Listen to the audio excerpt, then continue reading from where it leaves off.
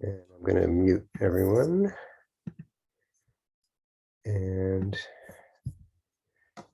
okay, so we're all set for our meditation. So settling into a comfortable position where you can be relaxed and yet alert. And you can take some time to get yourself into that position. Ideally with your knees below your hips and your pelvis a little tilted forward, spine plugged in to the pelvis and centered, not leaning forward or back, not leaning left or right. Hands wherever is comfortable, ideally with the elbows close to the body to ease any pull on the shoulders. And then opening the chest, opening the heart, and stretching up. So the neck is an extension of the spine. And then on your next out breath, allowing everything to soften, hang off the spine. And we'll begin with one sound of the bell. And we can think of the sound of the bell as calling us home to the present moment.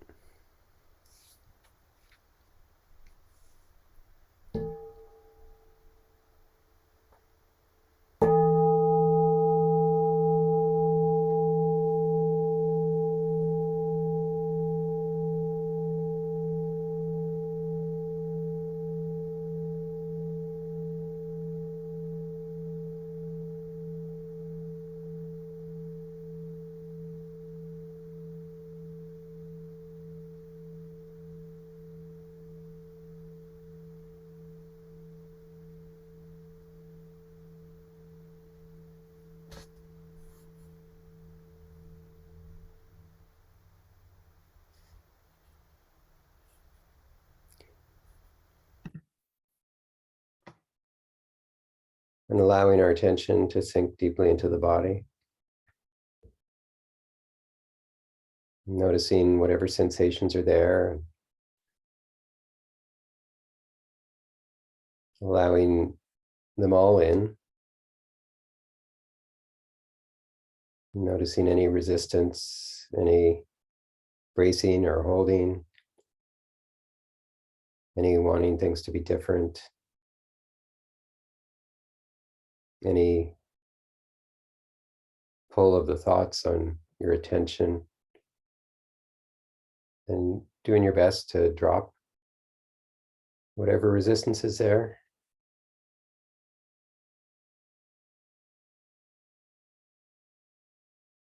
It may drop a little or a lot or not at all. Whatever happens is fine.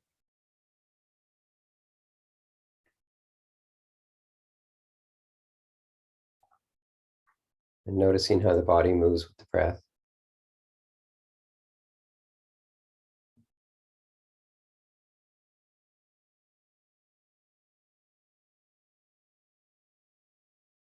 Feeling the aliveness of the breath.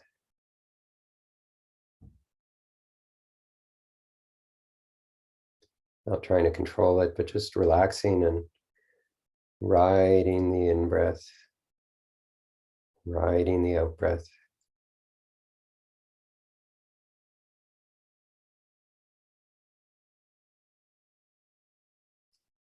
Allowing the breath to be however long or short it wants to be. Whatever pauses between the in and the out, and the in again.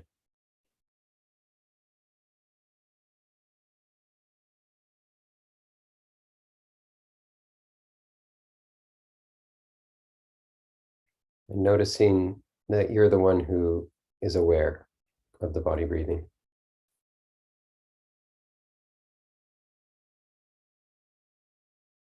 So doing your best to stay in the seat of awareness, watching it all.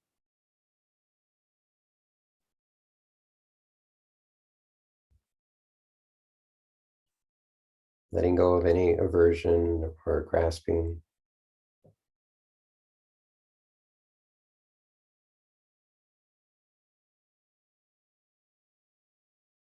and bringing kindness and appreciation for whatever's there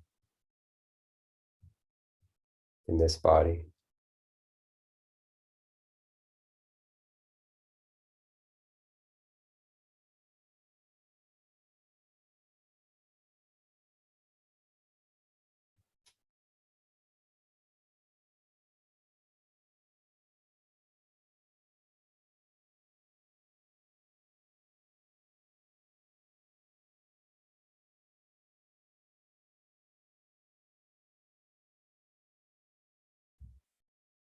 Mm.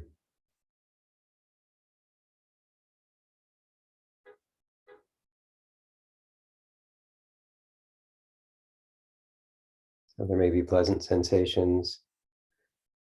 There may be tension or heat or pressure.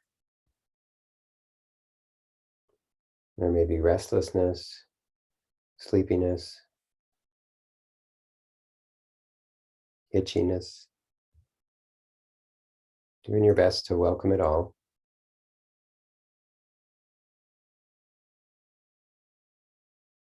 Checking in from time to time on your posture.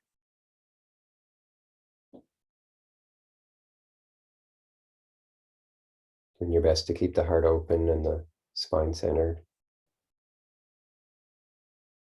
which allows the energy to flow and yet is not much effort to maintain.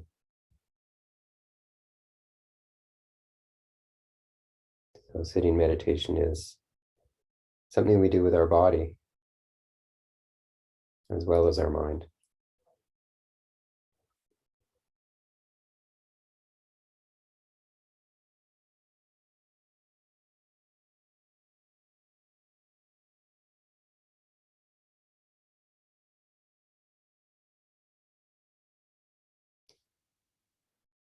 And continuing to be aware of the body breathing.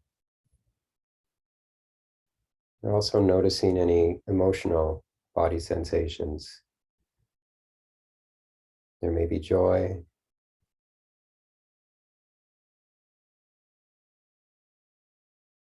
There may be some worry or anxiety or fear. Just welcoming it all, letting it do its thing without any defending.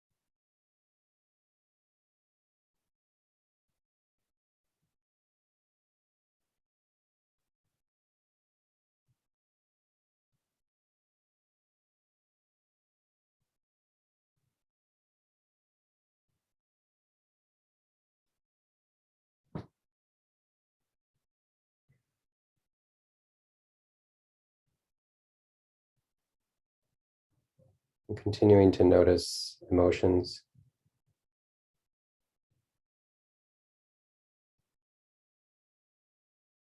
Letting the heart play its tune.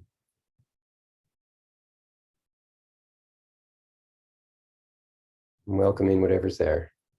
Watching from the seat of awareness.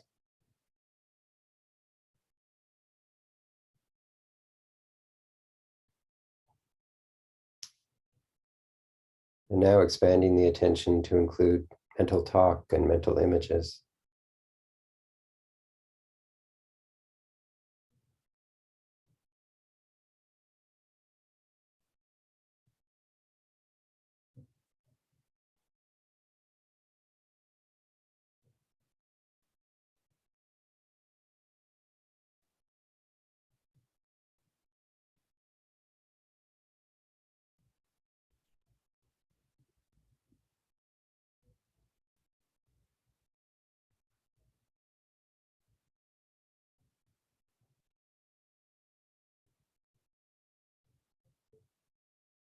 So not doing your best to not get caught in the thoughts, to not fall into the river. Continuing to be aware of the breath, the body breathing, and also the emotions, as well as mental talk and mental images. And you don't have to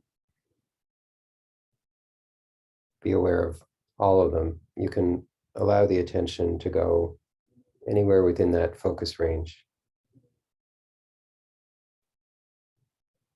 Doing your best to stay in the seat of awareness and be aware of where your attention is.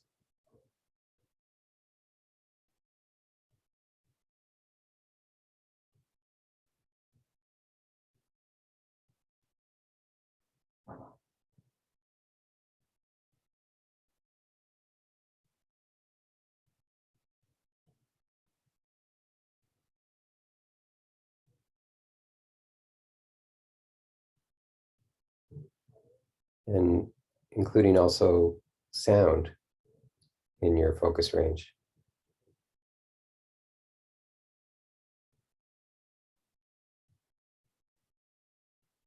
So just letting whatever sound is there come into your ears, not trying to listen for anything in particular.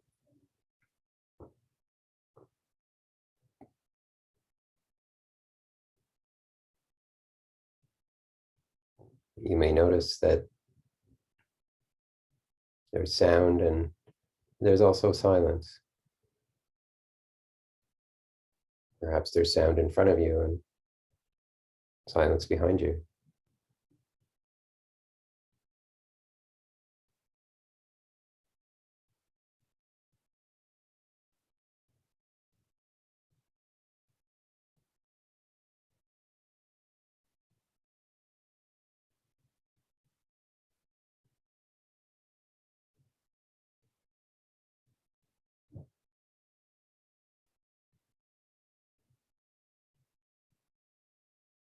And opening up your focus range to the entire sensorium.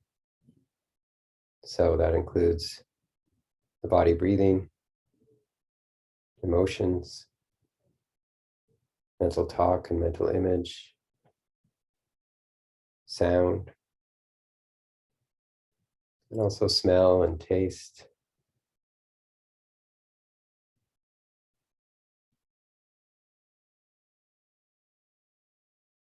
A whole range of experience.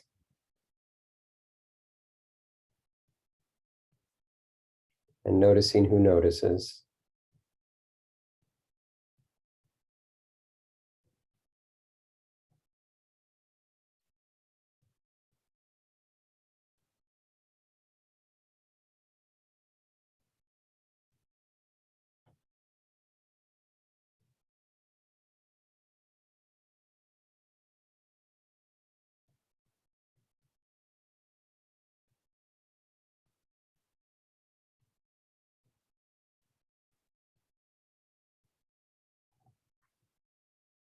And of course, whatever mental talk is there, not engaging with it,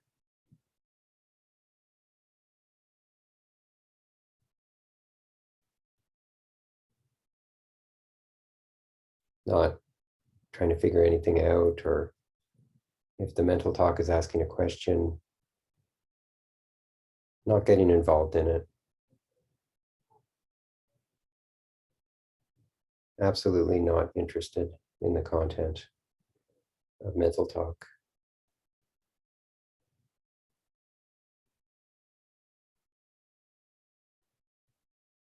Just noticing that, oh yeah, there's mental talk.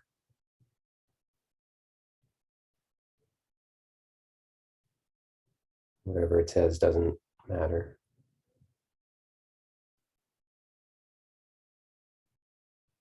I'm staying in my seat of awareness.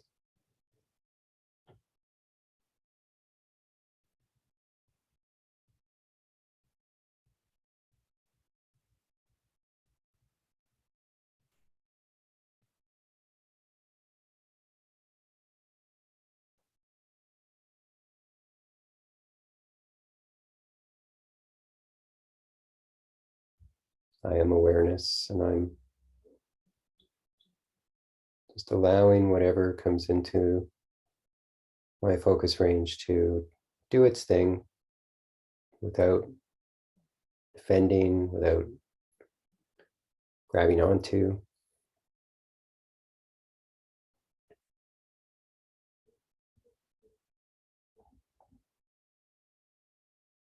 I'm just watching.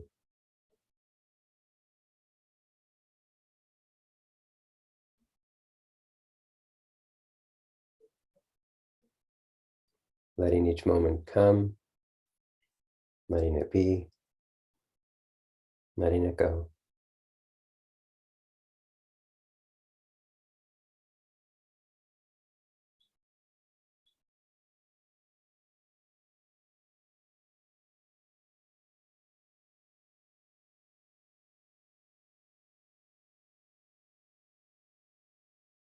Every moment is a moment to appreciate, whether it's wanted or unwanted.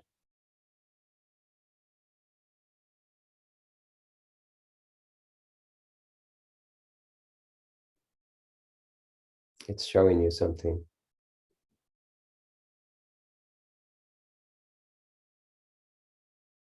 So just notice.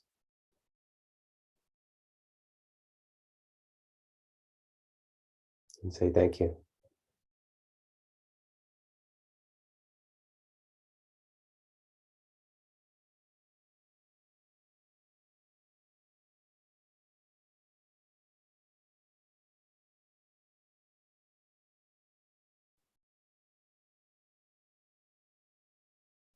It might be a moment to enjoy,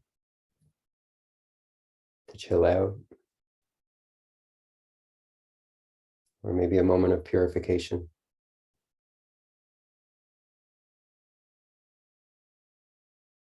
of learning, of understanding.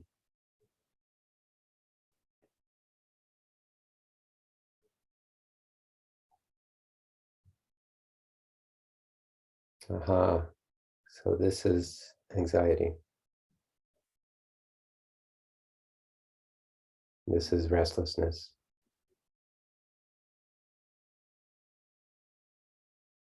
This is dullness or sadness.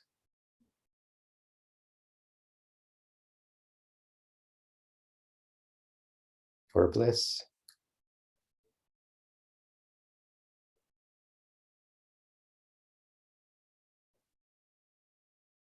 Or boredom. That's a good one to investigate, to just notice what's that like.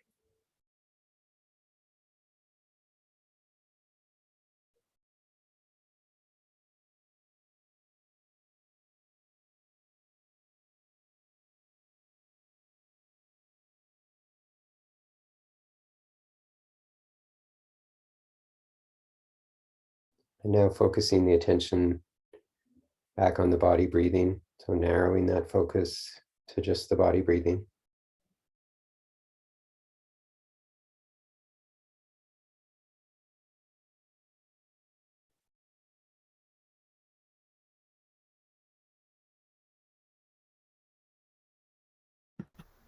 And with the sound of the bell, we'll bring this meditation to a close.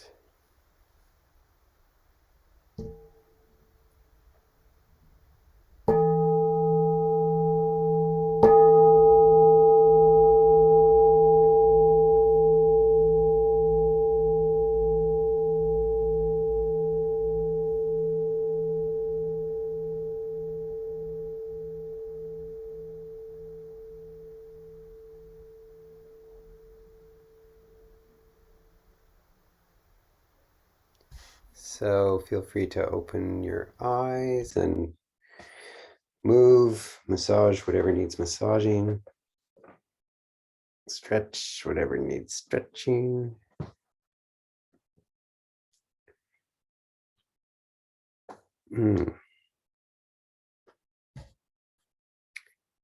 Welcome, everyone. I hope that was interesting. And if it was boring, I hope you learned something about boredom. Hope you enjoyed the boredom. Anyone have any comments or questions about the meditation? Anything you want to share?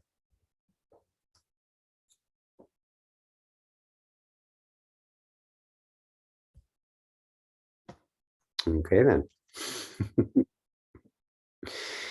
Quiet bunch tonight. So we'll start with the home practice then. So last week we had, as usual, the moments of centered consciousness and the small stuff. Those are really the heart of the practice. I know some people have said to me when I ask about practice, they talk about the meditation, and that's part of it. But the real heart of it is practicing in your day when stuff comes up, or in your day just to stop and notice what's there. Anyone have anything interesting or difficult, or anything you want to share about your home practices this last week?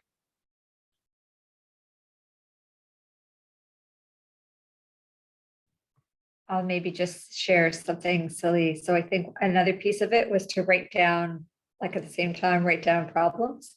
Yeah. The little things.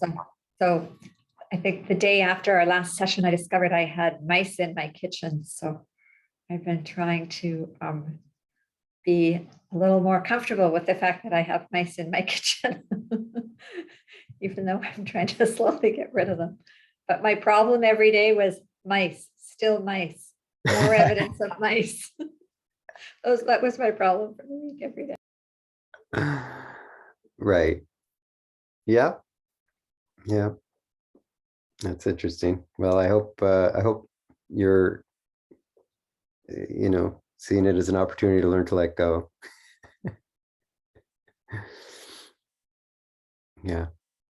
Thanks, Linda. Yeah, we did have the problem of the day too.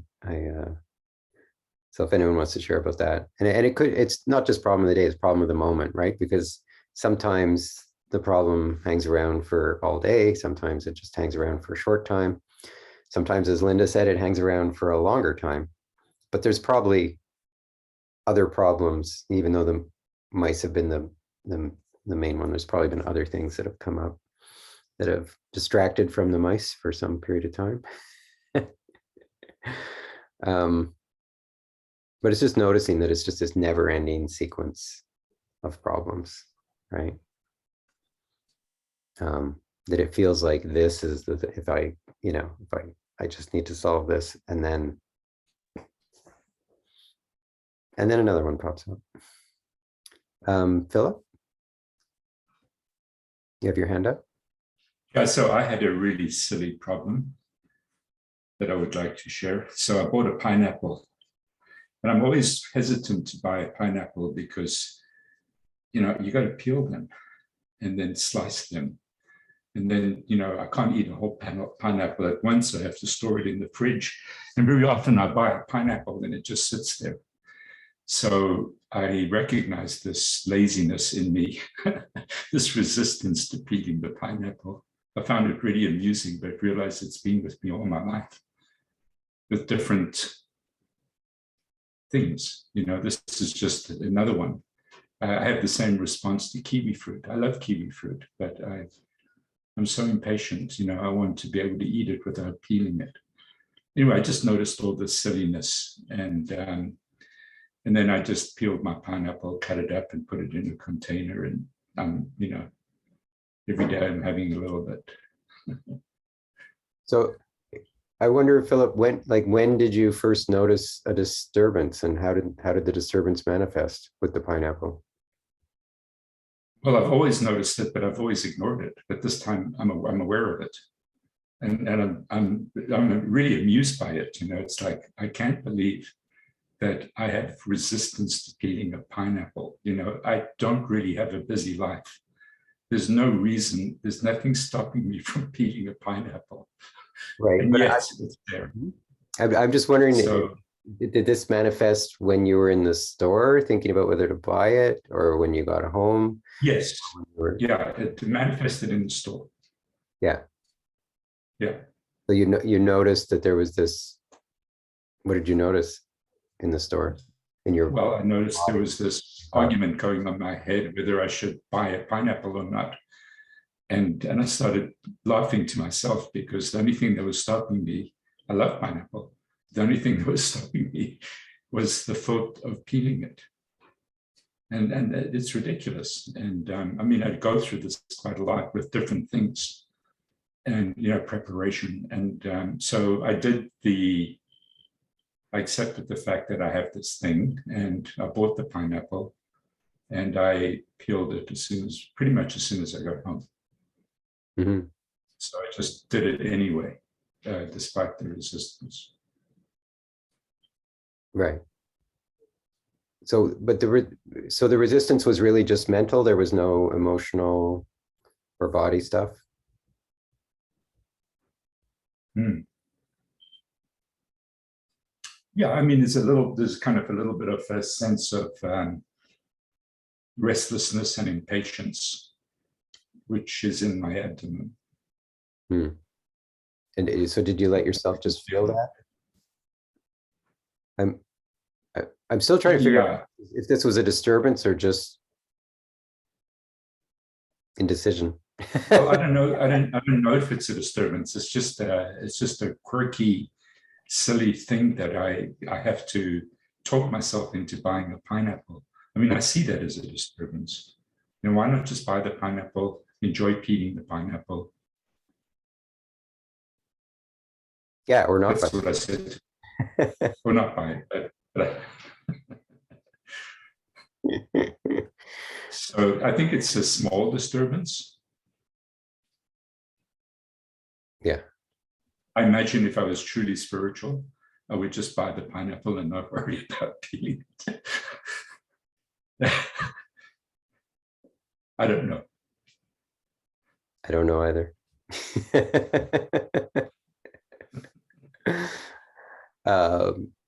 Okay, thanks, Philip. Anyone else? I'd love to hear, like, somebody, if you're working, whatever small stuff you're working with. Um,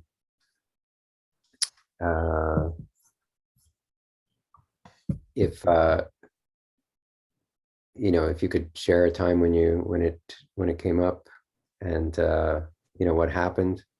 It's it doesn't matter whether you completely forgot and only remembered, like, looking back, or if you whatever it might be. I think it's helpful for people to hear how others work with the small stuff, and might be helpful for you.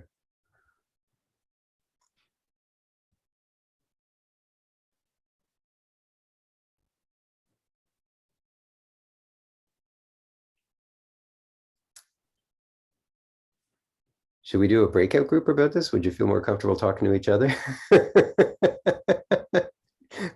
I'm getting the sense people are, like, a little hesitant. So, Mark and Michelle? Yeah, I was just waiting since others hadn't necessarily spoken, but I'll go ahead. For me, one thing that I find is a disturbance is the concept of time and my relation to it. So then I feel like I have ideas about time, even though I know it's a construct. So how does that manifest as a disturbance? Anxiety. Okay, so you is there anything in particular that triggers it, or is it a thought, or Well, it could be like a thought in relation to things that I am responsible for or that I want to get done, and ideas about what's most important, prioritizing, it's all of the how those things play in with the concept of time. So it could be that I need to leave at a certain time to get somewhere, or I need to So, complete projects, you know. so let's take the one, it's good to be particular. So let's take the one you think you need to leave at a certain time. So is there like a worry there that you're not going to leave on time? That you're not, Okay, let's then, if we're going to just pick one, let's pick projects that I have due. So like timelines. yeah. Okay. And what's the question? Well, just how you worked with it, right? Like one particular, it's, you know, it's best to, you know, in terms of, you know, sharing about this stuff to share about, you know, a particular experience, right? I was trying to, that's what I was trying with Philip, trying to say, you know, exactly when and what happened at that moment, because, you know, when we stand back and kind of amalgamate a number of experiences, you wind up with a story as opposed to the bare experience, right? As opposed to when you talk about it at a particular time, then you can really see the particulars of the resistance and kind of how it played out, you know, and I find like I learn a lot more from that than, you know, kind of theorizing about, you know, Yeah. some So general I category of. can give a particular experience. So I have a practicum that's coming up, and I need to have an approval form filled out in order to then be able to start the practicum. And in order to do the approval form, I need to have a lot of details about how I'm organizing the practicum complete. So there are like steps before, but a timeline that it needs to be submitted by. Right. So do you remember a particular time when, you know, these thoughts came up? Yeah, so every single day I think, okay, now I should be working on the practicum. Okay, I'm going to do that next. Okay, so let's try today. I just Okay. really want to nail it down to like the one particular instance of this coming up, right? Okay, yeah. So I don't know exactly what time it was. Let's say noon. I then have finished my breakfast. I'm not yet hungry for lunch. And so I say, okay, now I'm going to do the practicum. And then I notice resistance. What in what form? Like, what do you notice? Um, I would say, like, in my chest is where I feel, and then in my head. Hmm. So I noticed, I'll just go to the specific one example that I remember. So then I notice that my body gives a signal of like um, knowing that I'm going to have to really focus, and that right now with my concussion symptom stuff, that is like a sense of needing to check in if this is a good time or do I need to rest first. So then it goes to my head.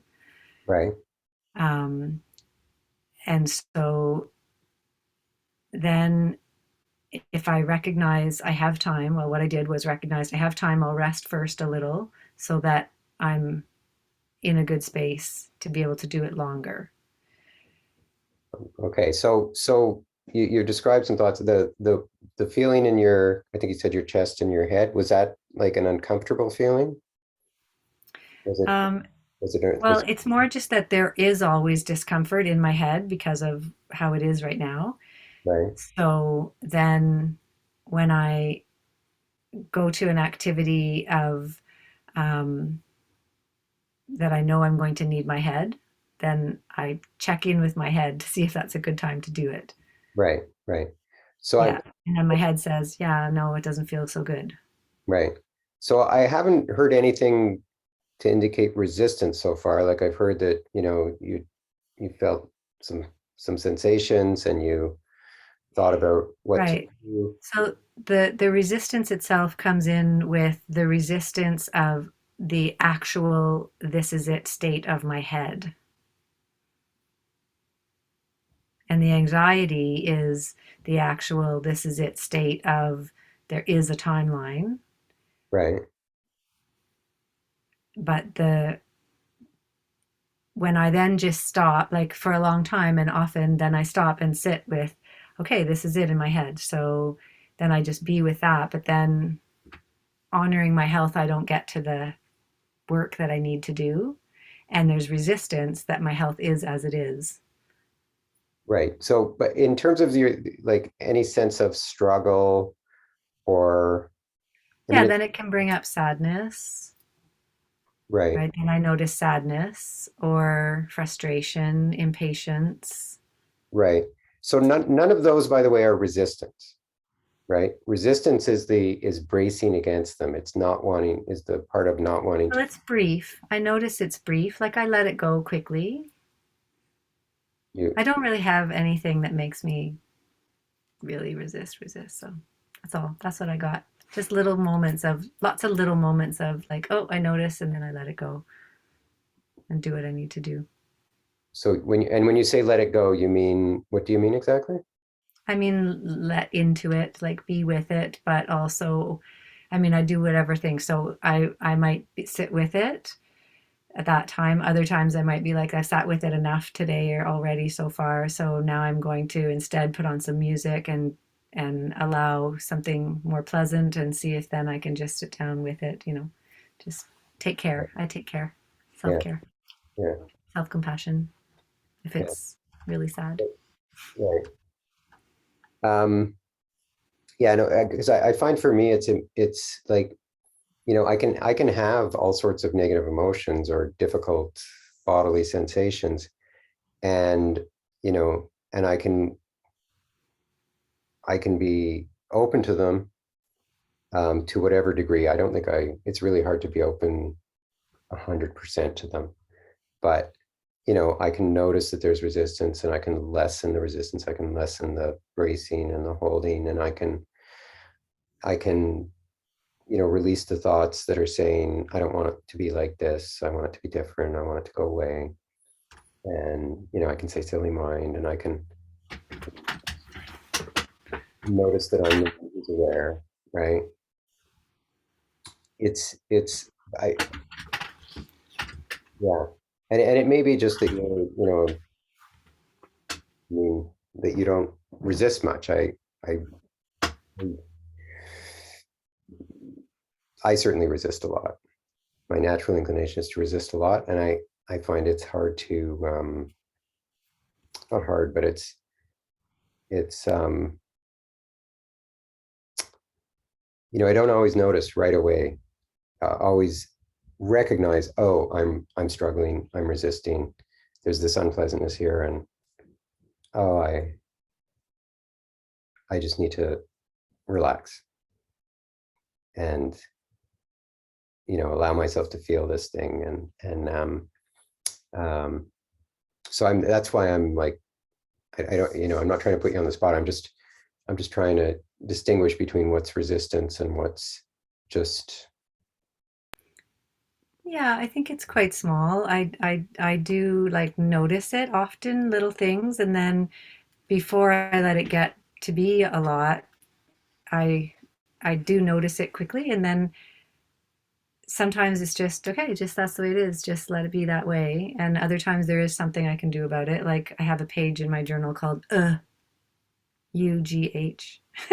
Those things that it's just like I don't want them to be that way. I just write it in there then, and then I just let it go. Then it's just heard. Okay. All right. Thanks, Michelle. Kelly or Jason?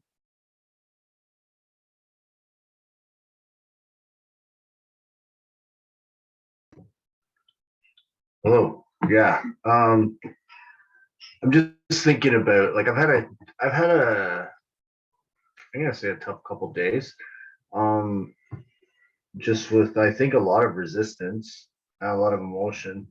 But yesterday I met with a therapist, and my goal is to not drink alcohol, which I've been battling. And yesterday I had some urges, and I did tell my therapist. So we were building a plan, and she asked me how much money I had on me, and I counted. I pulled the money out of my pocket and counted it, and said, she said, "Do you have enough to buy anything? And I said no and put it back in my pocket. But I did have enough money to buy something. And I felt immediate like resistance, like to telling a lie, to not knowing why I told the lie, and to needing to come clean. It was like an awful feeling, like almost like I came clean, and I almost had like immediate release from it, because I was like, I felt if I kept that secret, then it probably wouldn't go to a good place. But I had like real tightness in my chest, heat throughout my body, and I was questioning, like, why did I just do that? What's going on here? Right. And did you notice any like bracing against, like, did you, bracing against feeling that, or was it more like you were just feeling it and you were open to it? So like I'm trying to distinguish between, seems to be a theme, distinguishing between disturbance and resistance, right? Because you can have some huge disturbance that goes on and on and on with no resistance. So there was a big disturbance, and it was my mother was coming to visit, and it wasn't a little thing; it's a big thing.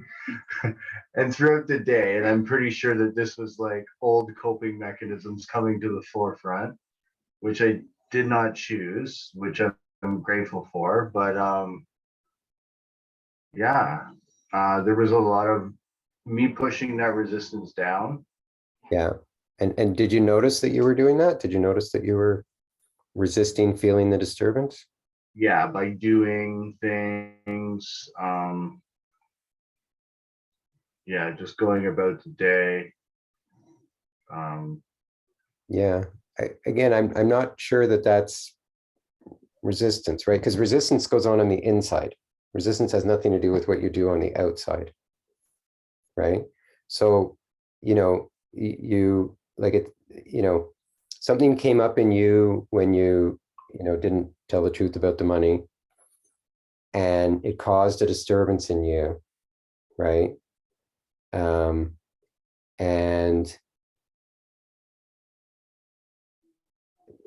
And then like resisting that disturbance doesn't mean like not telling the truth. Resisting the disturbance means trying to not feel it, wishing things were different.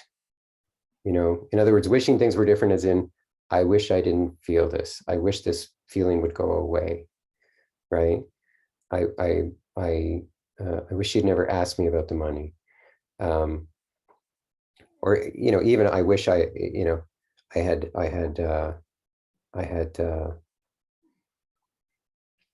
said something about it.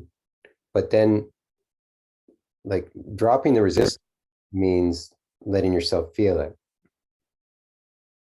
right? And not trying to make things different on the inside. And then if you decide to, to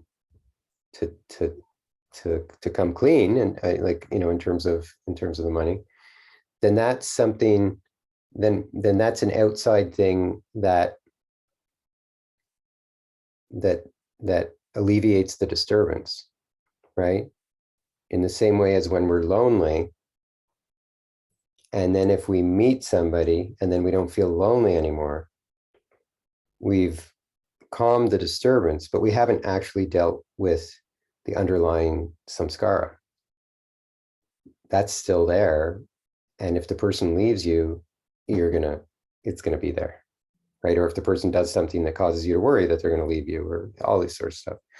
So I'm just trying to distinguish, again, this is where this stuff gets complicated, right? I believe that I was pushing the resistance of my mother coming down all day, and right. not dealing with it, and it getting building and building and building. Mm-hmm. Not wanting to, then I believe probably getting upset at myself, or questioning, why do I have these urges, not wanting to have those urges. Right. So that's resistance. Yeah.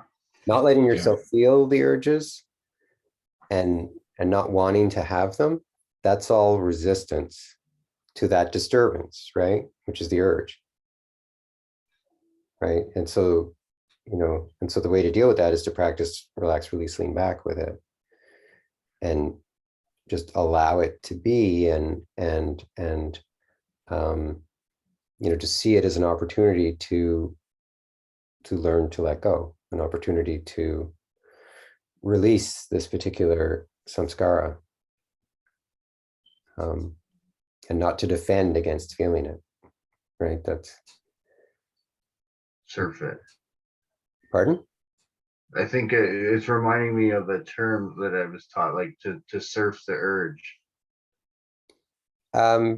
Yeah, I mean, Ride it out. yeah, I mean, I'm not, when you say ride it out, the important thing is to drop any resistance, to open to it, right?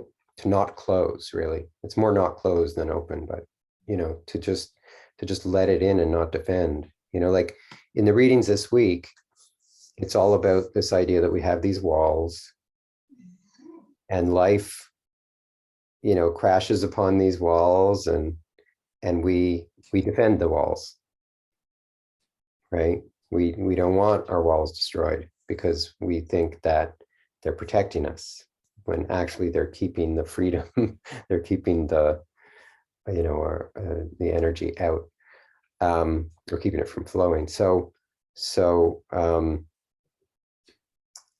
you're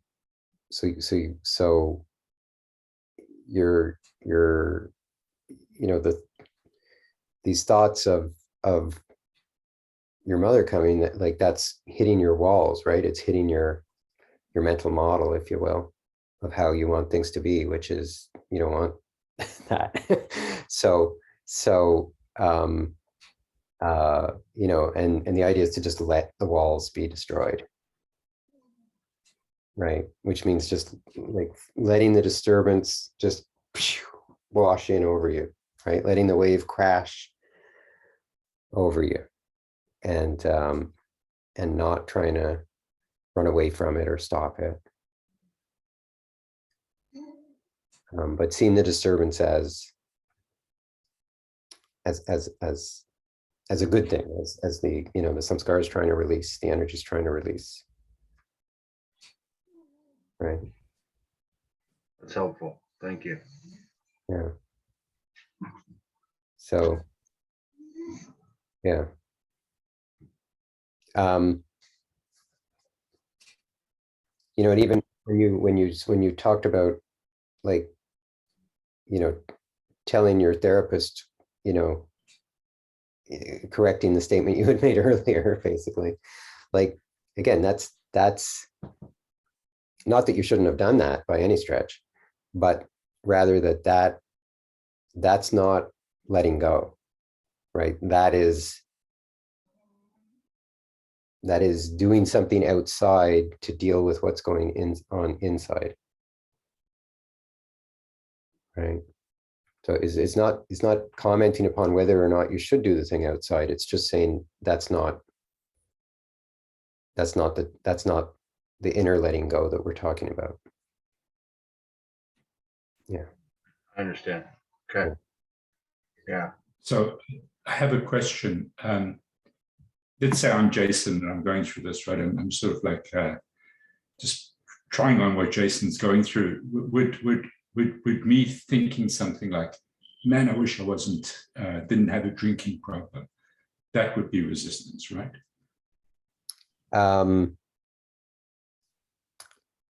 Or not? Probably. I mean, again, it's this sense of struggle, right? It's the sense of struggle that we're trying to focus on, which is the resistance. So if you're feeling this disturbance because you're thinking about alcohol, and then you're saying, oh, I wish I didn't feel this way, then that's resistance. But if you're sort of thinking, oh, I'd really like to do something about this, and there's no sense of struggle, and it's just like, I want to do something about this. What am I going to do about this? Then that's not resistance, right? So it really depends on the subjective felt experience and whether there's struggle or not, whether you're struggling against the reality of the present moment or not.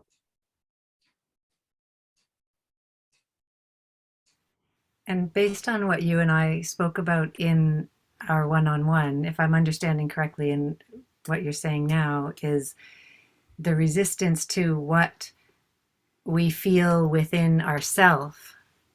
So we could, in the example that Jason was giving, like we could recognize, or even that Philip said, recognize, I don't want to have this dependency or past dependency on alcohol. And that in itself isn't what we're talking about in this context, if I'm understanding correctly. It's then how we relate to that thought. So we can have that thought, right? Just correct me if I'm right or wrong. If we can have that thought, but then if we are resisting having that thought, so we're just like, I'm not even going to look at that, I'm not even going to feel that, I don't want it so much that I'm just going to be in denial of it, or then that's the resistance. It's the resistance inside, plus all that comes with it, with our internal experience. So if it's like when I have that thought, then I feel whatever way. Now I don't want to feel that, so I'm just not going to feel that. That's the resistance, right? Uh, I mean, the resisting feeling it is definitely resisting it. The thought, you can also think of it in terms of higher mind, lower mind, right? So is the thought trying to escape feeling something, or is the thought the higher mind going, gee, I want to, be a better person, right? Right. So it's not the thought itself, it's where it's coming from and how we relate to it, right? Just like it's not like being with the sensations, with like I understand the term urge surfing, and we want to be with those, part of that, developing that muscle of tolerance to be with, right? But then at the same time, if we be with the feelings of the urge so much that it causes a relapse, then that's not necessarily a good thing. So we need to still recognize like our capacity to be with, and we continue to grow. Yes, I don't want to resist it, but we could also recognize I'm not going to resist it. I'm going to recognize that this urge or this feeling, this desire, whatever, this thought is here, but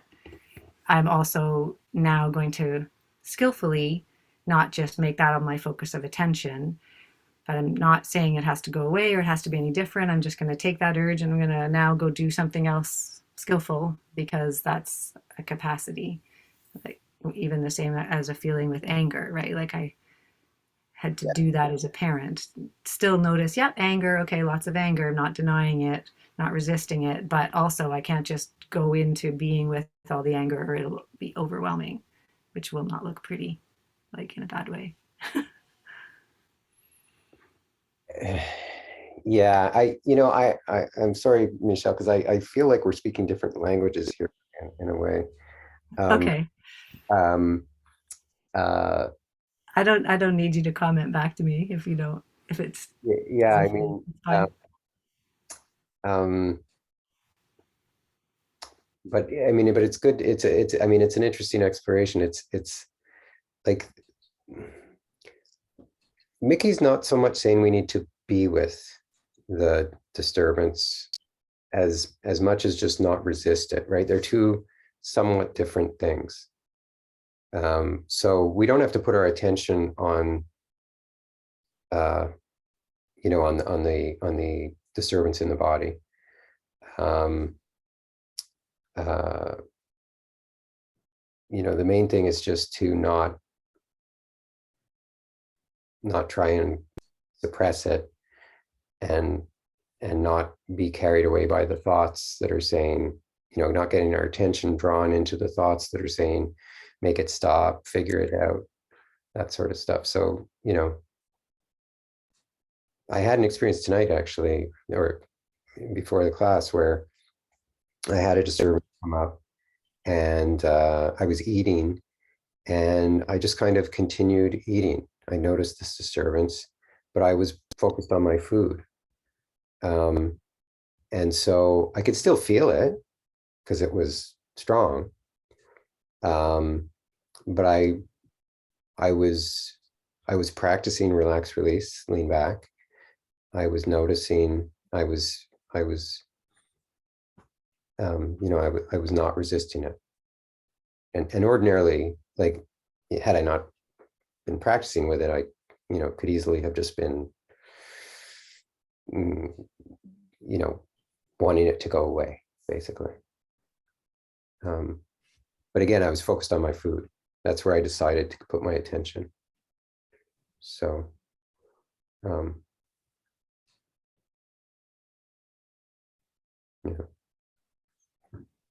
Mark? Yeah, I thought I had it. Now I'm not sure. um, with Jason's example, the one that caught my attention, because I've done it as well, is when you, sorry, Jason, when you said, when you lied about the money and the feeling then, like that kind of heat, and there were thoughts, but I mean, I totally know that feeling. I'm right there. But is that, so what, in that situation, what we're practicing would be to not like try and think about what we've just done, but to feel whatever that heat, shame kind of feeling is, and then just like really feel it. But then that seems like the being with it thing. So Yeah, the key thing here is noticing the particulars of the resistance, right? okay, As and in long as this you're case, talking about there's a disturbance and I want to feel the disturbance, then we're not looking at the resistance to the disturbance. It's becoming aware oh, of the resistance to the disturbance and then dropping that resistance. so in this case, maybe the resistance was Jason then actually admitting it. Like, is that could that be the resistance in this case, Yeah, rather than just being with like the heat and that kind of putting it out to the counselor? yeah.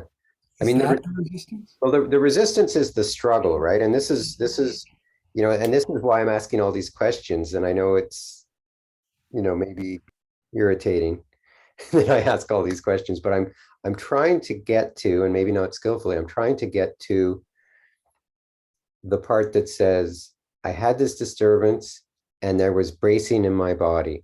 There was tensing against the disturbance. There were thoughts saying, I want it to go away. I want it to be different. That's all the resistance to the disturbance. And then the thing to do is to drop that resistance, right? So it's not so much about feeling the disturbance as it is about noticing the resistance and then letting the resistance drop, right? Then what happens? Sorry?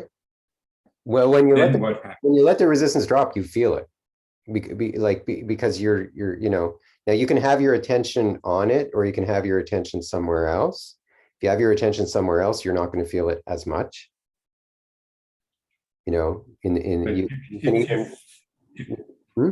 if you're feeding it, aren't you then with the disturbance? If your attention's on it, yeah. No, if you're feeding it, like you've dropped your resistance, let's say it's shame. All the shame comes up.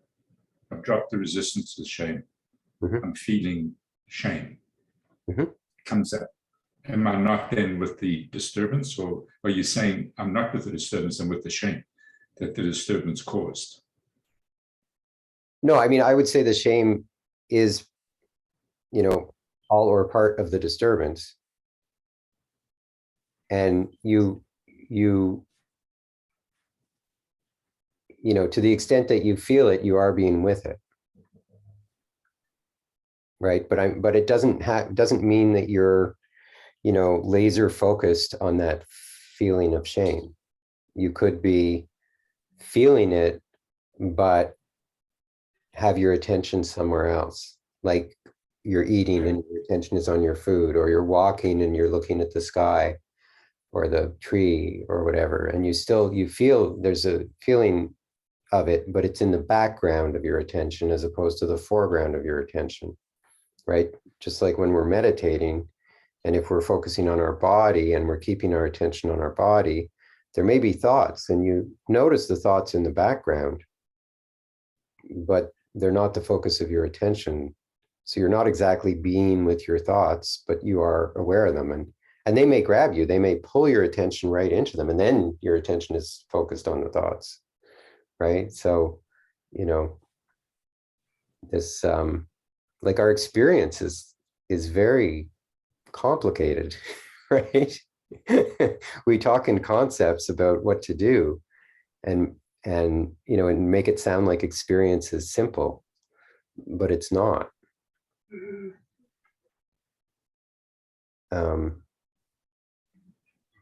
So that's why I'm at great pains to try and distinguish between disturbance and resistance, and dropping the resistance as opposed to being with the disturbance, because they're somewhat different. They're talking about somewhat different aspects of the experience.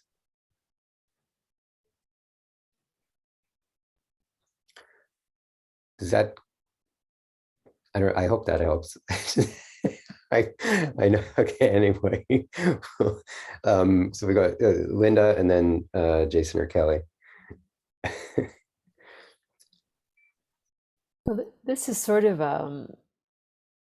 a sideways thing, what we've been talking about, but maybe I'm getting confused, which is we've been talking a lot about resistance, and yet I've been trying to concentrate on relax and release. And I don't know whether that's just actually a way of evading the whole thing altogether. But sometimes when I feel a disturbance, or either an irritation or a crankiness or a distress or sorrow, where in the past I would like, I feel, and then I really don't want to feel that way, and then I get upset, and then I get sort of freaked out. But I'm getting more, so I go, oh, I feel this emotion in my throat, oh, and then I like physically relax it, and then suddenly it kind of recedes in importance. But the other aspect, the one thing is like I confess I keep on like, I'm not very disciplined, and I haven't like really focused on specific small things that I'm supposed to be being consistent about. But I'm a really bad procrastinator, and so and also one of my sisters-in-laws is dealing with some health issues, and I had promised my brother I would phone her like 6 weeks ago, and I go, oh no, tonight, they're 3 hours away from me, and it's a complicated process, and she's suffering a bit of a cognitive decline, and it's complicated, and so every night it's, oh no, I can't phone tonight, I'm busy, I have a meeting. Oh, I can't phone tonight, I'm too tired. Oh, look, it's too late now, I'm not going to be able to phone tonight. And this went on for weeks, and I just felt more and more guilty. And then I went, oh, this is resistance. Oh, I'm resisting because I'm afraid of talking to her. Oh, because sometimes she's pretty okay, and sometimes she's not okay, and it's really disturbing to talk to someone that you love whose cogs are slipping and doesn't remember that she asked you something a minute ago. And then went, oh, okay, that's resistance. So I am afraid of phoning her, but I also have to remember that I love her and that I was going to help my brother. And so I have to put that in perspective. And so this is the thing. I don't know whether whether I just went, I rationalized and went, oh, I see it. And so the other night, instead of listening to the full hour of Mickey, I spent a half an hour talking to my sister-in-law, which was lovely. And I felt, really light the next day because I'd been resisting this call and feeling heavier and heavier and heavier. And, but I didn't go into like be with anything. I just went, oh, that's a big resistance. I am, Yeah. I kept on having these excuses, but I didn't identify those excuses as resistance. Yeah. And then when okay, I'll stop. Yeah. So I'm not sure, but I don't, there's outer resistance, resisting doing something on the outside, like you're talking about. And then there's inner resistance, which is resisting the reality of the moment, resisting feeling or accepting that this is going on, right, in the moment. So it's like something happens in the outside, but we don't want it to penetrate inside, right? We brace in the body, we tell ourselves it shouldn't be like this, we have to figure out what to do, so that we don't feel it, so that it changes. So that's, whereas what you're talking about is more like, you just have resistance to doing something on the outside. So it may manifest as inner resistance at times. Like you may have the thought, oh, I should call her now, and then feel this, tightness or whatever it is, and then and not want to experience that. So then you say, oh, I'm now's not a good time. And so then you've cured the inner issue again by taking an outer action of not calling, right? So that's, so obviously making the call, like I think it sounds like it's a good thing, but it's not this practice, right? But it was the insights of this practice that made me even identify what I was doing as resistance. Resistance to the feelings, like I was afraid. Yeah. And I didn't want to be afraid. And I didn't want an emotional complication. And I didn't want, Right. I didn't want the feelings that were going to come from talking with her. And it wasn't completely easy, it was, but oh yeah. I'm not saying it was. no, okay. No, that's good to point out, because I mean there are,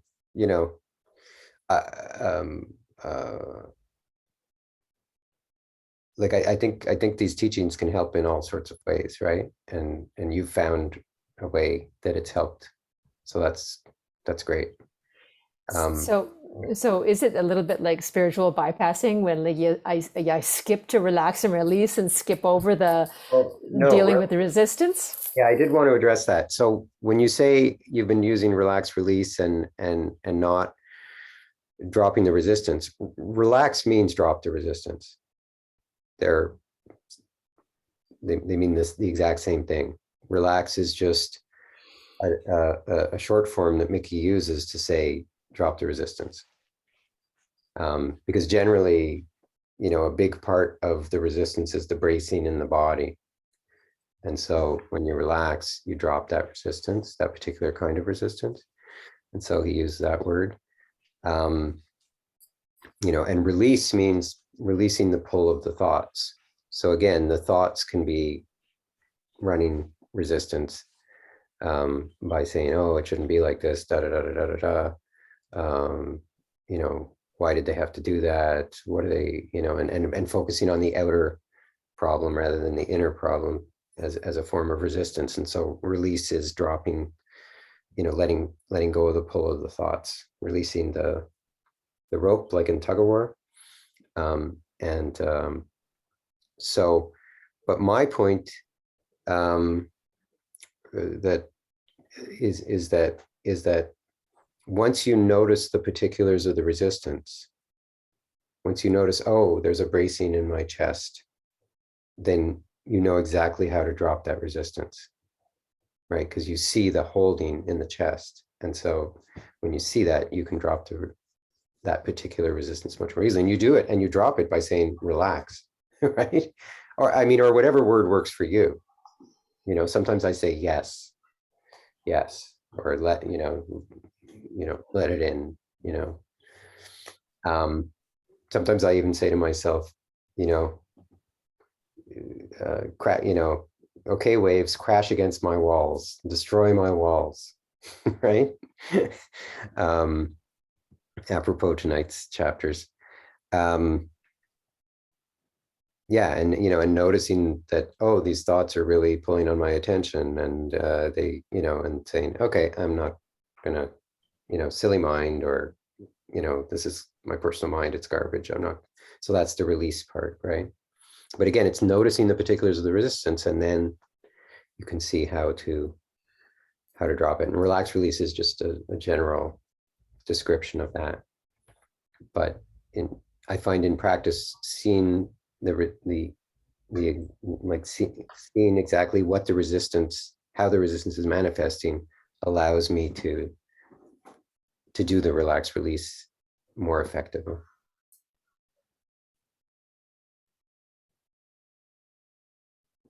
But it's always a good thing to just relax, right? When you relax, you naturally drop resistance, even if you have no idea where in your body the resistance is or what's going on, right? So, yeah. Thanks, Linda. Yeah. And Kelly or Jason? It's me. I was having a hard time trying to come up with anything as we're sitting here in this discussion, but then I knew I'd had a lot of experiences, but then it's just dawned on me.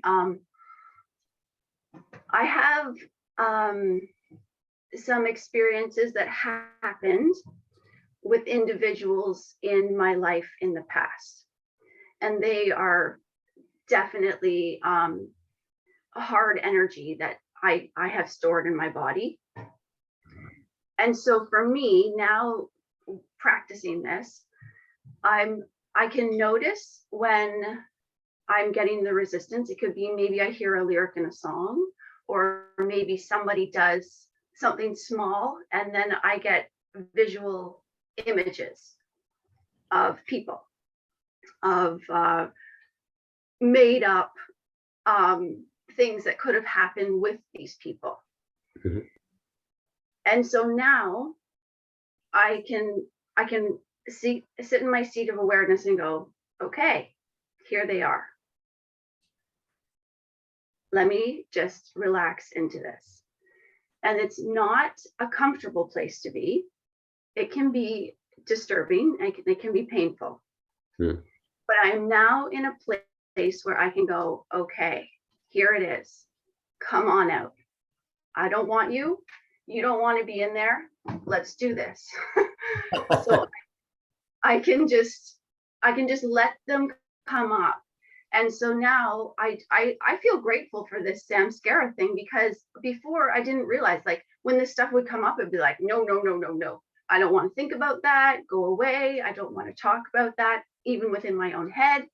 But now I recognize this stuff as, this is a good thing. Here it is. Okay, this has hit my stuff, and my stuff doesn't want to be in there, and it doesn't serve me. So this is my chance. I got an opportunity here. Yeah. So now because I can appreciate the value of what is coming, it's easier to relax. Yes, absolutely.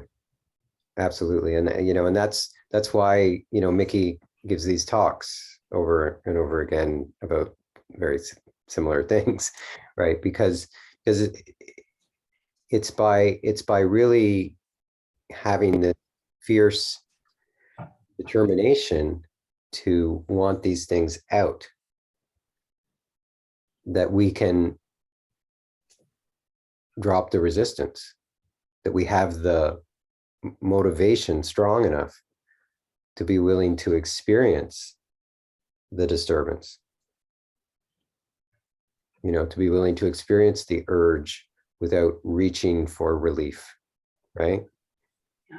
Or experience the emotional pain, the images, the disturbing images, the disturbing, sensations, whatever they are, right? And to drop the resistance. Because dropping the resistance doesn't fully capture the felt experience of, like feeling the fear or feeling the tension or the loneliness or the shame,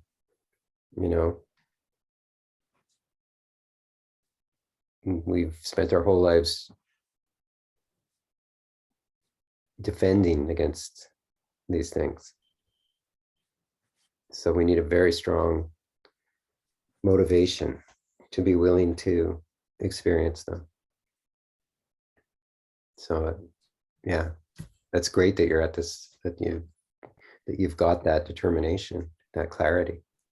Yeah, it is a nice feeling, like, when you get to the other side of it. And it's not that they're not still in there. They're not like just jumping out of me. They're still there, but they're lighter. And so, and they're going away faster. Right. Where there was time in the past before I really learned any of this kind of stuff. I could get totally lost in a loop. I could be gone there for hours. Yeah. And it sounds like the actual experience of letting them do their thing is not so bad. It's not. Yeah. It's actually kind of brief, to be quite honest with you, because I'm not restricting, right? I'm just opening. Yeah. I mean, that's the kind of the visual in my mind. I'm just kind of opening and going, come on. Right. Let's do this together. And also because this is positive transformation, right? Yeah, absolutely. I mean, that to me, that's the magic in that transforms, even though the feeling may be the same, it transforms the relationship to it. Yeah. Yeah, so thank you. Thank you. Okay, so it's 8:35, so I should probably get on with the chapters, if that's okay with everyone. Both the chapters, chapter 12 and 13, are really about this idea of having a mental model, right? And what a mental model means is that simply that there's reality, and then there's our idea of reality, our concept of reality, right? Which is simplified because reality is incredibly complicated. We could never, hold all that. And it consists basically of our thoughts, our emotions, our beliefs, our views, our judgments, our thoughts on who you are. So like one might be, I'm an engineer, right?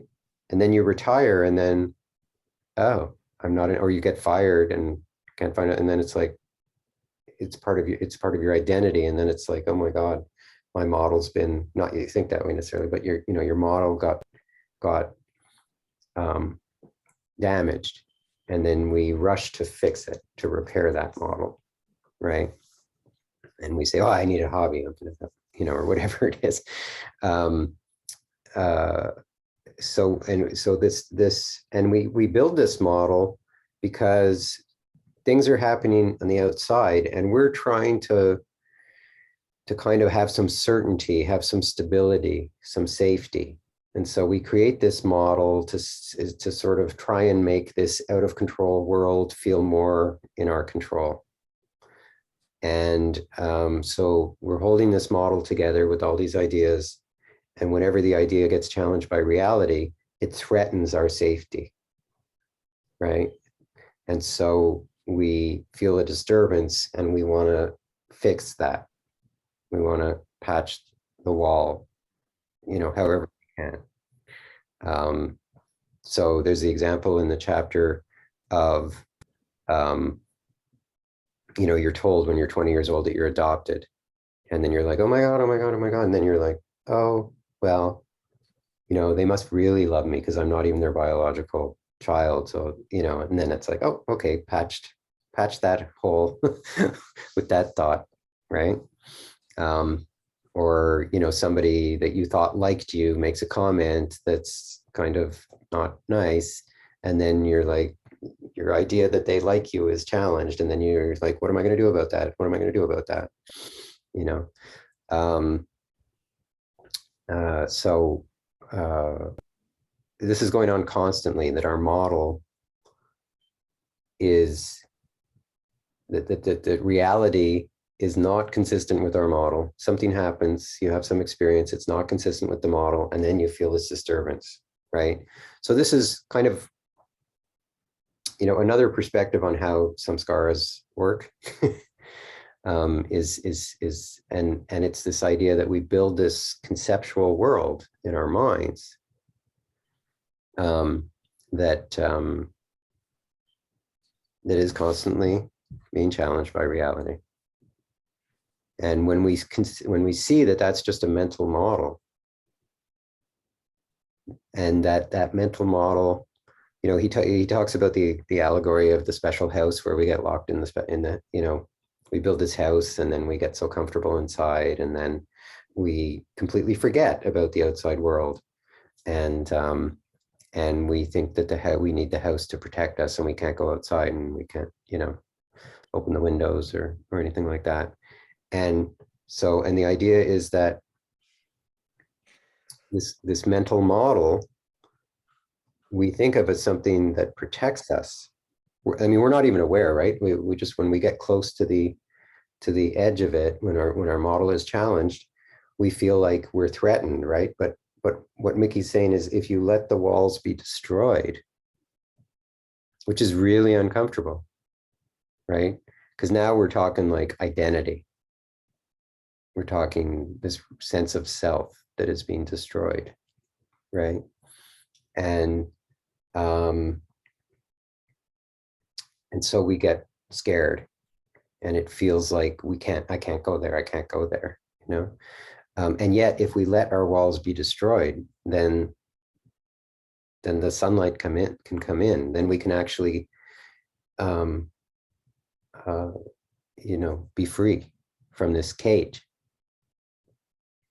But our mind tricks us into thinking that it's our protection.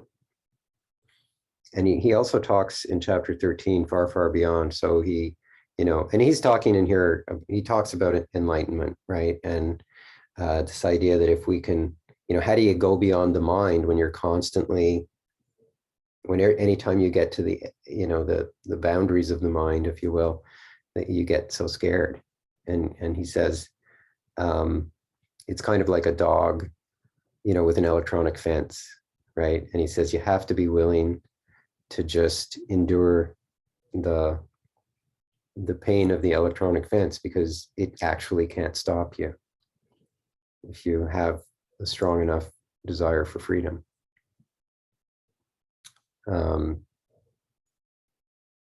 So, and he says, if you you basically have to decide, do you want to live, do you want to stay within your comfort zone, or do you want to be pushing at the edges and expanding it and getting freer and freer, right?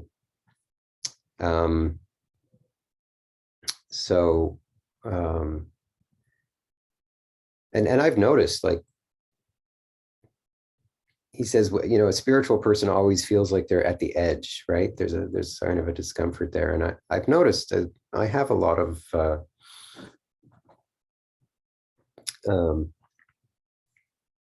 I often feel that I'm up against the edge, in the sense that there's often a disturbance going on here or there.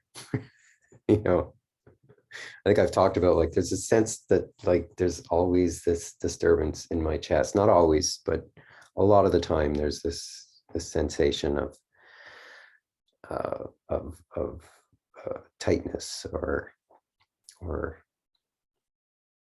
kind of flutteriness. And that's, but I think that's, like, I have the sense that this is, you know, that there is there is transformation in this, right? That I'm just more open to feeling what's been pushed down for a long time.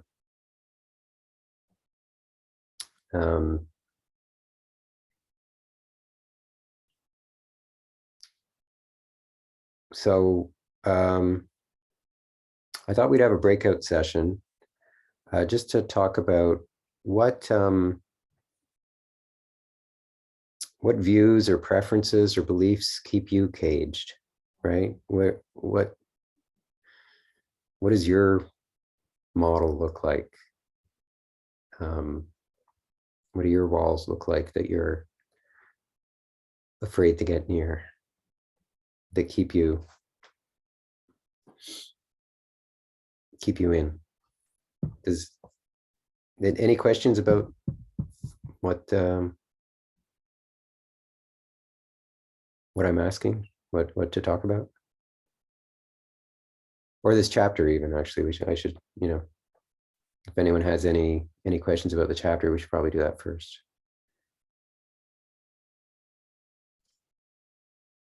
Well, yeah, I'm not sure. I mean, I don't know what I understand and don't understand anymore, but, you know, I think all of us come from previous experiences and encounters with ourselves and self-discovery processes. So, you know, I understand this construct that Mickey talks about as being the ego. Mm-hmm. Yeah, but it's the I just ego. want to make sure that yeah, it's the ego, but it's also the whole psyche.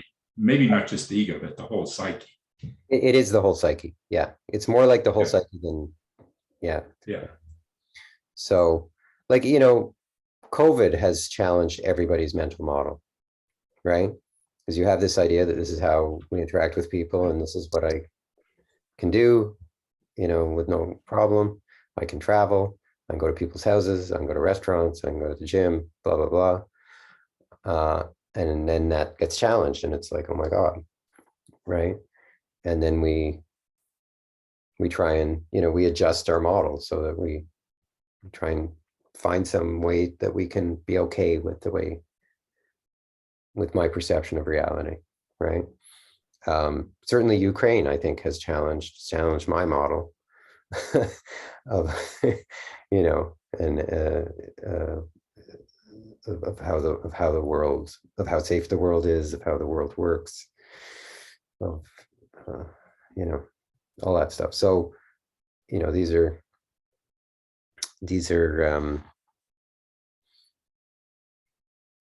ways that our model gets challenged. You know, to the extent that you can't accept something, right?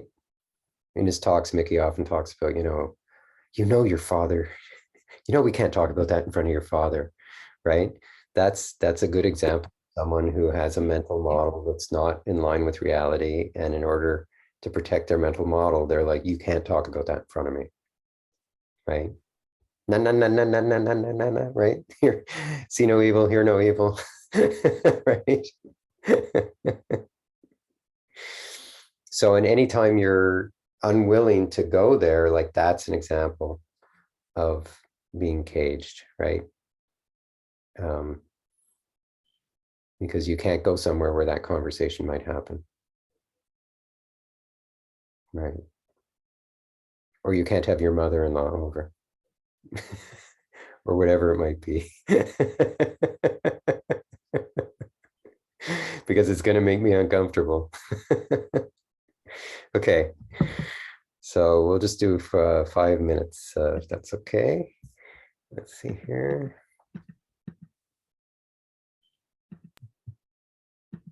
Okay, here we go.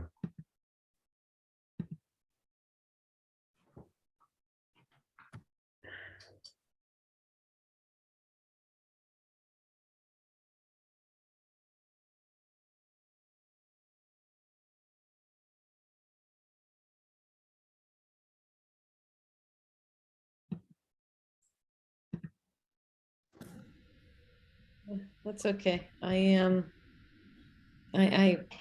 I made notes because yeah, because it was funny because when Lori first put the question, it was like, oh shit, I don't want to go there. But I think I identified my three big ones. I think fear of inadequacy, certainly, you know, a big one. So fear of failure and doing so, putting myself in situations where I might not be able to succeed. Definitely being overwhelmed by the suffering, and more, I think, the suffering of other people, you know, like just having to protect myself from those sorts of things. And I do find that, I mean, I don't think in some level that's not crazy. It's like recognizing how you can overdo it, like with the news, and then, you know, that sometimes you have to be, especially in situations where you can't do anything, but you can just, and then letting people down. Like I definitely, you know, that's a big trigger for me, is feeling like I've somehow failed somebody, or not been able to adequately care for someone. So I would say those are my big things that they don't keep me awake at night, because nothing keeps me awake at night. But but if something did keep me awake at night, it would be one of those things. Okay. Thank you. Well, actually, you helped me. I don't know why. I'm, you know, I recognize that I'm really tired, and that's why I'm having a hard time focusing. But I know that a situation came up today with a communication, and I almost wanted to share it when we were all sharing, and I didn't. But what it brings up for me is abandonment. Things trigger abandonment. So I've lost a lot of clients during COVID. And so there's a financial fear, and I have to, you know, I think of, you know, what I can do to make a difference. And I don't have the confidence to do it. And it has to do with technology and promoting. And I just have this fear of knowing, you know, how to do it. And I had invited someone over today to help me, a young person, and offered to pay, and they never showed up. And it was like, oh, well, you know, just kind of, you know, let it go. But even having said that, these feelings of fear and abandonment were so much stronger, like years ago. Like I've been working on this. So it's actually, you know, gotten a lot better, because when they come up, I go, oh, like I'll actually say, you know, fear is here. Like today with this client, I recognized that I was being triggered by her questions of what she was asking, and I was, you know, reacting in a way, you know, that, you know, was uncomfortable, and I just, during this session, listening to everybody, and I kind of came up with a way to respond to her that I think will be peaceful, because I want to tell her, why are you asking me these questions? You're not even my client anymore. How dare you? And I think, you know, and that's silly. That's childish. So I'm going to recommend her where she can get the help that she will need. So that way, be of service, and I don't have to deal with her. Yeah.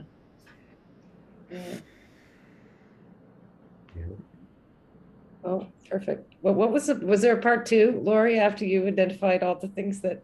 No, I mean, it can also be, you know, just our views, right? So we may have a view that says, you shouldn't spit on the sidewalk. And then someone spits on the sidewalk in front of you. You get all bothered, right? Because you have this view. Yeah. So that's definitely part of our mental model, right? Mm. Or, or I mean, in the case of Ukraine, you have this view that says countries shouldn't just, attack neighboring countries because they feel like it. um, um, and or you have a view that says, I don't know, what was one of the ones that I had here? Um,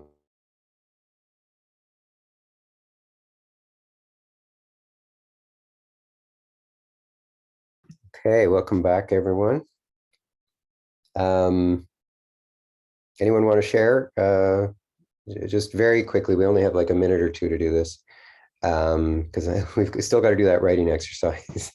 um, uh, just, popcorn out aspects of your mental model.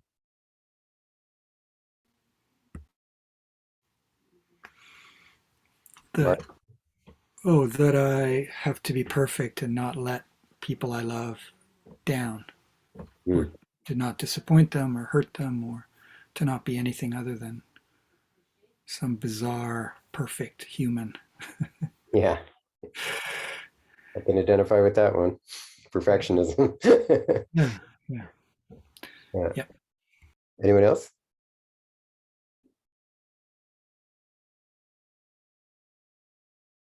Nope. I relate to Mark 100%. And I also was discussing in our breakout room the voices in my mind saying that I shouldn't chime into conversation because I won't appear intelligent enough. I can't add to the certain conversations of people, and then I'd be upset with myself that I wasn't a conversationalist, but it was all based on fear. Mm. Yeah. Okay. All right. Well, let's move on given the time. So one of the things that we can do to help expand our comfort zone, and also to help us practice relax, release, lean back, practice learning to let go, is to make a resolution. To say, there's this thing that I have difficulty doing or not doing. And so I'm going to resolve to do it or not do it. And so I know that, the urge to do it, or the urge to protect myself from experiencing that is going to come up, but I resolve that I'm going to, stick to my resolution, right? So, and what's going to happen inevitably is that you're going to question, your mind is going to question it, right? Oh, is it really that important? Oh, da da da da, right? And your emotions are going to question it too. You're going to have a feeling, some negative feeling come up around it, and you're going to say, oh, I don't think my heart wants to do this, right? And there's a really good talk, which is in the home practice, and it's only about 25 minutes or something. Something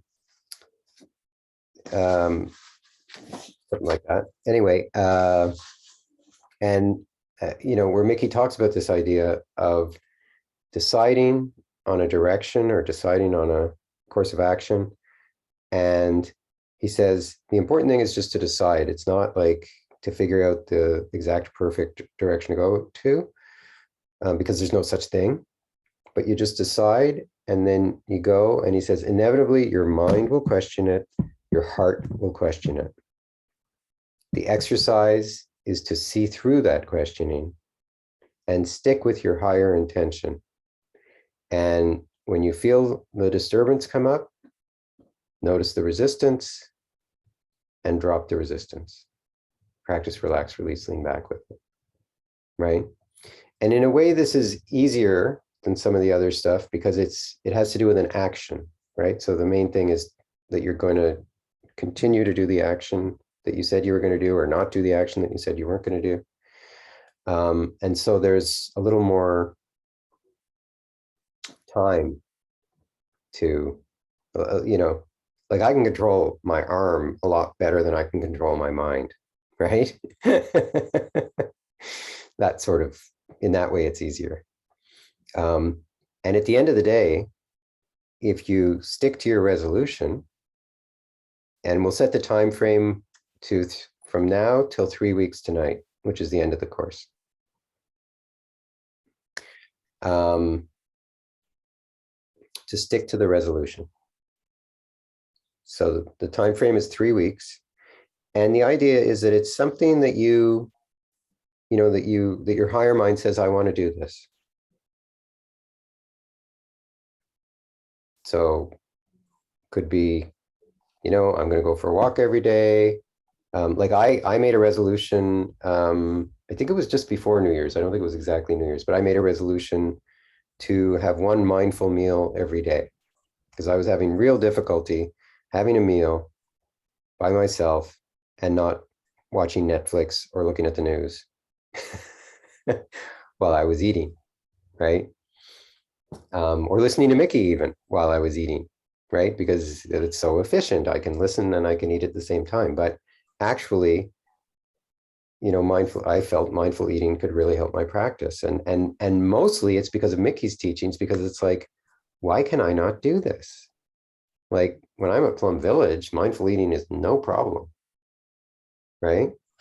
When I don't have all these distractions, when I don't have these Netflix or whatever, it's no problem. I quite enjoy it. So why can't I enjoy it now? So it's the idea that this is going to reveal to you, right? In chapter 13, I think he says, if you want to see why you do something, stop doing it. And you'll quickly see why you do it, because stuff will come up, right? And so this is kind of a way to to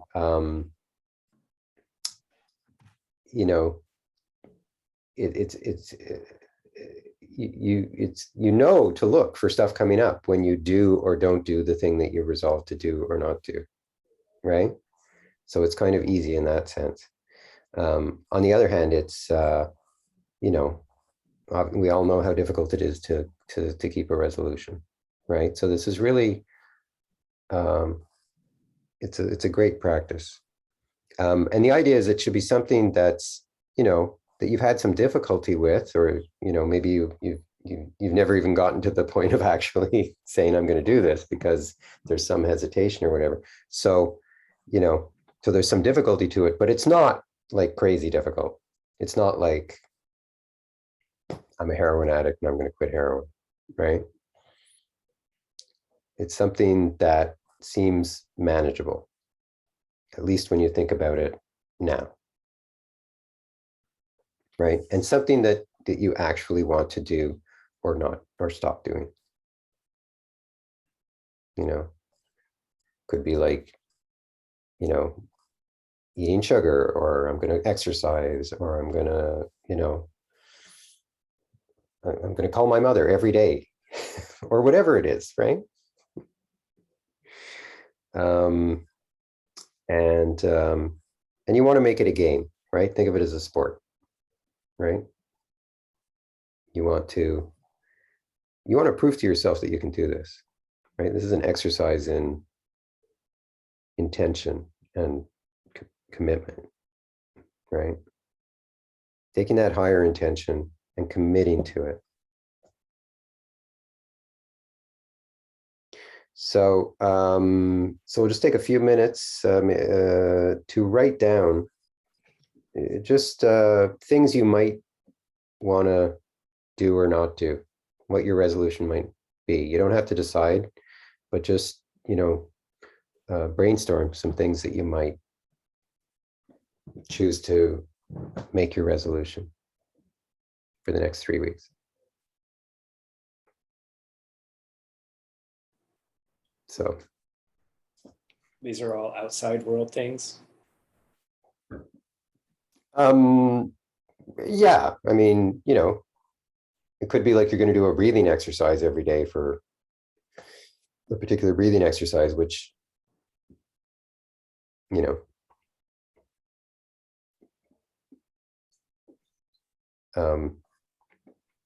but it should be some sort of action, right? It's not just, you know, it shouldn't be something like, I'm going to worry less. That's not a resolution. It's not something you have control over, really. Can it be That's a recipe for resistance. can it be a task? Like I've been for 2 years now, I've been resisting actually clearing out all my old office files. Yeah, that would be it. That would be a good one. Linda, we can support each other in that. My office is a mess. I started and never finished. Yeah. As long as it's not a one-shot deal, right? It shouldn't really be just something you do sort of for a couple hours and then it's done. It should be something that has some continuity to it. But if I did it a couple hours every day, I would get somewhere. But Yeah. it's hard for me to get to that. I did do it for an hour today, but it's really hard for me to get to. Yeah. So you could say, I'm going to do at least an hour a day, at least 5 days a week. You know, you have to think about the reality of what you can manage with your schedule, right? So you don't want to do something that right off the bat, you know, you're not going to be able to do because there are going to be days when you're not going to have time. So you do want to put some thought into it to make it doable. So the idea is that we're going to set ourselves up for success. So if there's something that I've been trying to do since the beginning of the year and I have failed consistently for 2 and whatever months it is, then that's not a good one. Yeah, I mean, it's up to you whether you think you can do it or not.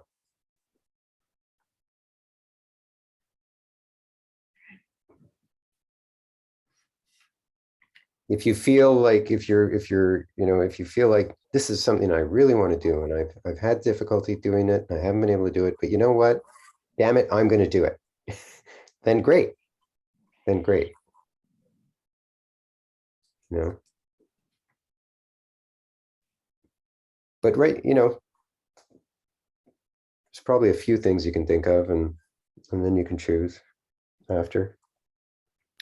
And is the point only like to show that you can impose your will, your intention, or is it also going to be a place to encounter resistance? Both, but I would say it is actually primarily an exercise of will. Okay. Because the two ingredients for letting go are will and grace. And you can't really practice grace, but you can strengthen your will. Hmm.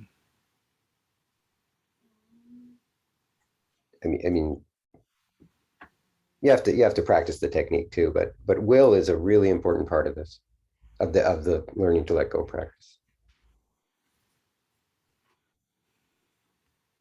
You know, it's what Kelly was talking about. You know, when you really are clear that you want to do this, that you want to release your samskaras, then that's will.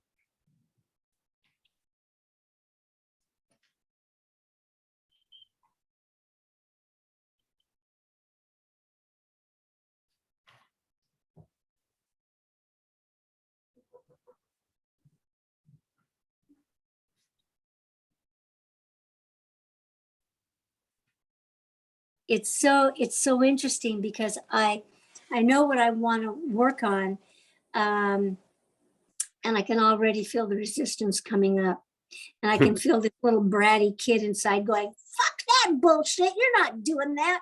You can make your own decisions about da da da da da." Bleh. So I mean, and I've had this one running around my brain since last class that I took with you. Right. So we're going to see how this one goes. Mm-hmm. Mm-hmm. Yeah. And I mean, no one's imposing this on you. It's you know, it's your. No, it's something I want to do. Right. And I'm having fun watching, like I say, this little bratty kid inside who just wants to tantrum at the thought of having to set a limit. Oh my God, on myself. Yeah. Yeah. So What did that bratty kid say again? fuck this bullshit.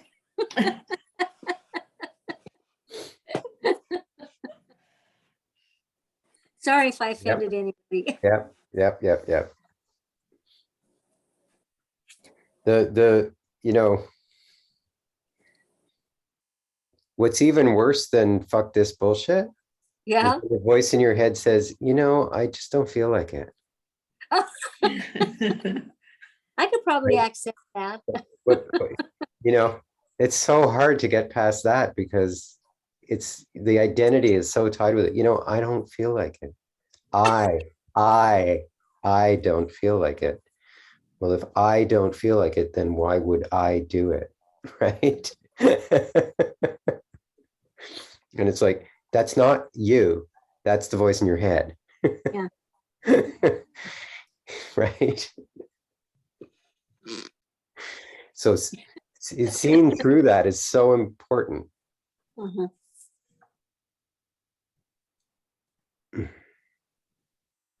Okay, so don't let me continue to write and try and make a decision. If not tonight, then tomorrow. And just, like, I've been doing this Tony Robbins stuff recently. So it's like, just like when you decide what you're going to do, like move your body and say, I am going to do this, right? Yes. I am going to do this, right? Convince your brain, right? If you say to yourself, oh yeah, I'm going to do this, it doesn't really convince your brain. Mhm. Your brain goes, yeah, I think you're bullshitting. I don't think your heart's in it. No, I want to do this, right? I am going to do this. Okay, so the home practice this week, our meditations are on open awareness. So the whole experience. And we continue, of course, with the moments of center consciousness and the small stuff and the resolution. So there's the resolution is in there. And so there's instructions there just to, watch out for any urge to break the resolution or not to follow it. And then when you notice the urge, to really notice the particulars of your experience, parse your experience into emotions and thoughts and bodily sensations, and notice the resistance, the particulars of the resistance, and then practice relax, release, lean back with that resistance. And notice thoughts like, I don't feel like it, I'm tired. I really like chocolate. I really like it. I don't want to deny myself chocolate anymore. Right? I deserve it. I deserve it. Right there. Pardon? You nailed me right there. That's what I'm giving it. Candy and chocolate. Yeah. 3 weeks. Laurie, can you repeat that phrase? You parse the experience to the. Oh, what it's did right. you It's right in say? the homework. Parse the experience into thoughts, emotions, body sensations. Thoughts, emotions, body Yeah, sensations. to see the particulars of the resistance. And then the last, notice when your model of reality is challenged. So just throughout your day, notice when something happens that's not in line with the way you think things should be. And then read the next 2 chapters and that talk I told you about. It's only 25 minutes. It's called One Pointed Intention. And how your heart will question whatever your intention is. And your mind. Yeah. Okay, so we actually have like 2 minutes. Anyone want to just share what they think their resolution is going to be? Sugar, I'm giving you. Go ahead. Yeah, Just sugar, no sugar. no sugar. Okay. Fruit? Are you allowed fruit? Oh, yeah, yeah. So Yeah. no added I sugar. got like ice cream, cookies, that Right, kind of right, right, right. Okay, good. I want to read 30 minutes every day. Good. I want to dedicate 45 minutes to myself alone, whether I meditate, work out, or just take a walk in the woods Mm. daily. Daily. Excellent.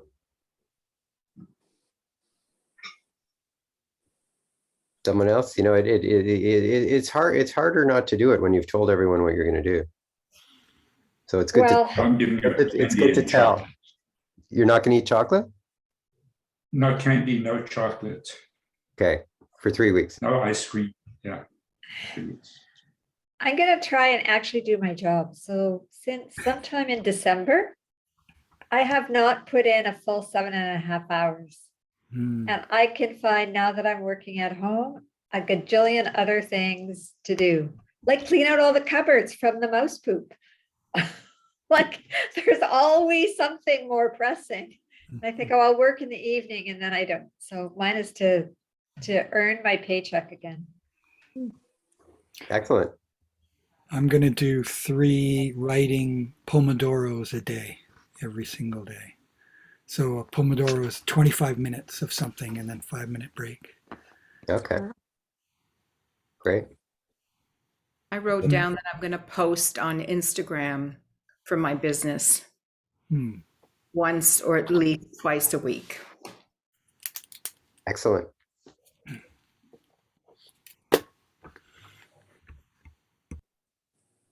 Anyone else? Who's afraid to share their resolution because you might not be able to do it? But oh, you're muted. I'm gonna try and not argue with my husband for 3 weeks. I I'm not okay. That's a hard. That's It's a biggie. that's somewhere between eating sugar and not worrying. but it's a habit pattern that I know is so it's not discussing things, but not Are you going to tell him that you're doing this? no.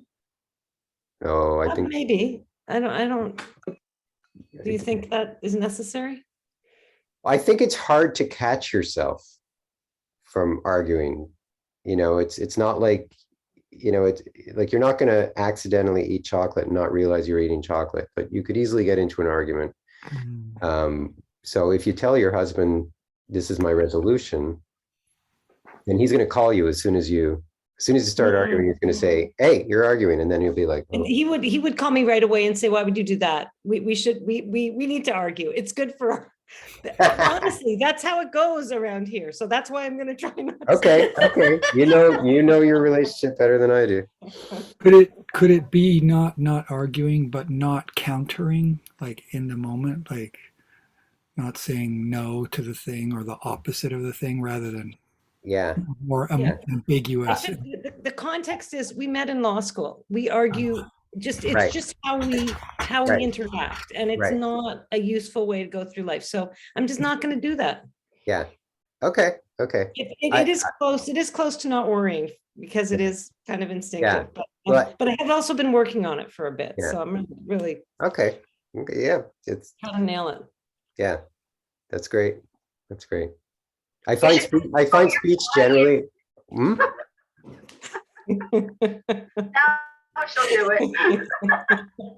it. I find speech generally is just much more spontaneous than action. So it's so harder to anyway. Okay, well, we're out of time. So thank you, everyone. Thank you. And good luck with your resolutions. And see you next week. Thanks. Good night. Lori. Thank you. Thanks, Lori. Thanks, everybody. Thank you, Lori. Bye-bye. Take care.